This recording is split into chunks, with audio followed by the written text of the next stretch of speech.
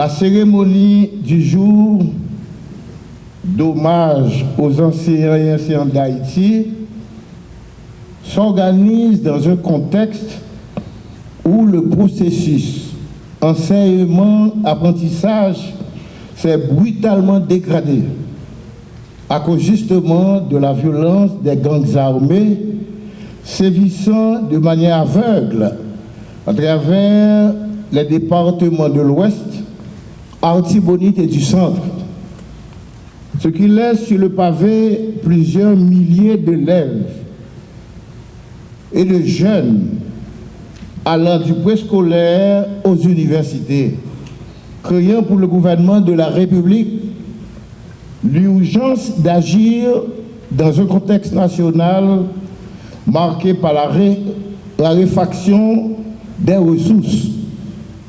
En effet, les autorités nationales, tant du Conseil présidentiel que de transition, que du gouvernement, ne peuvent pas se permettre le luxe de laisser fermer les écoles. Voilà pourquoi elles ont été contraintes de libérer des fonds additionnels qui n'avaient pas été prévus dans le budget pour répondre à ces urgences. Donc vous comprenez automatiquement que l'école haïtienne est comme prisonnière.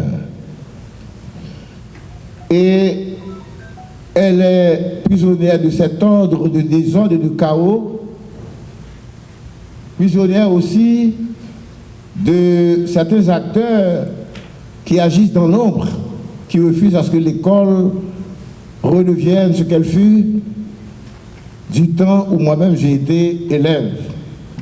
Dès lors, l'école haïtienne ne saurait être prise en otage sans susciter la plus forte réaction de l'État contre ceux d'entre les fils dévoyés de la patrie qui croient pouvoir mettre la nation à genoux. Voilà pourquoi beaucoup d'efforts ont été déployés en vue de permettre à l'école haïtienne de renaître à travers tout le pays en dépit des contraintes, en dépit des difficultés. Et le pays doit en être convaincu et accepter à nos côtés les objectifs de cette confrontation entre la nation et les bandes criminelles, qui n'hésitent pas à s'en prendre à nos enfants, à nos écoles, à nos bibliothèques, à nos jeunes, à ces lieux de culture, de formation, de mémoire et surtout à l'université.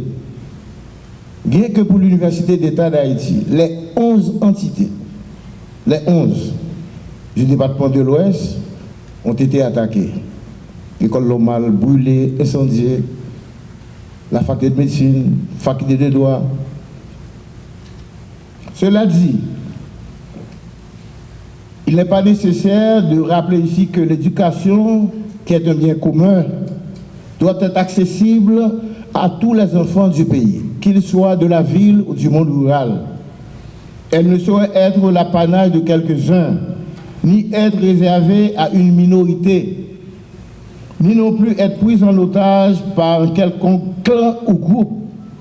L'État doit intervenir et créer les conditions d'un fonctionnement normal, régulier de l'institution scolaire dans l'intérêt de la nation. Aujourd'hui, le pays traverse une crise profonde qui ébranle ses fondements mêmes. Et il se trouve que l'institution scolaire est au cœur de cet ébranlement de type structurel. Ne pas le comprendre et ne pas le reconnaître pour agir en conséquence, c'est faire preuve d'un déficit d'empathie, de solidarité et d'humanité envers les jeunes, envers les élèves. Il faut parfois et même souvent savoir mettre l'intérêt général au-dessus des intérêts de groupe. Les acteurs et les partenaires de l'éducation, par obligation morale et éthique, doivent le comprendre, éviter de tirer la corde d'un seul côté et pénaliser celles et ceux qui ont besoin de compensation, de respect et d'humanité. La situation est loin d'être facile en dépit des sacrifices consentis par le gouvernement de la République pour faire droit aux justes et légitimes revendications des enseignants, tant du public et même du privé. Pour la carte de débit, le chef du gouvernement est là. il a donné le feu vert. L'argent est là, à la Banque centrale, à la BNC. Comme le groupe du ministère de l'Éducation nationale est relativement élevé, 36 405, ça demande un petit temps pour la BNC de tout mettre en œuvre. Mais l'argent est là. Le chef du gouvernement est là. Il n'avait pas hésité pour répondre à cette revendication. Job, métier enseignant, son métier qui dit, commencer à toucher, passer pour le vivre. Je dis à là. Nous connaissons. On fait toute vie là-dedans, 46 ans. Bon an, mal an, mauvais temps, bon temps, camper là pour faire job là. Vous bravez danger, gang, pancaillou, violer Timounio, mais elle fait job là. Nous venons nous honorer là, je dis, et vous méritez ça. Il faut préscolaire vient pour tout le monde, ni dans la ville, ni en dehors. Mais c'est ça politique là. C'est là nous pour aller tout droit. Si nous faisons ça, nous préparé une justice fait à tout petit, parce que l'État va jamais garder. C'est ça, oui, ils ont même. Je vous apporte la reconnaissance du gouvernement de la République, qui traduit la confiance placée en vous pour le renouvellement de la nation.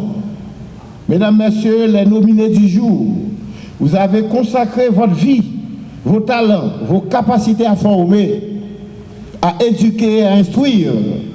Vous êtes les modèles d'un pays qui cherche désespérément en qui croire, à qui faire confiance, qui encore se sacrifie pour la défense de l'intérêt supérieur de la nation.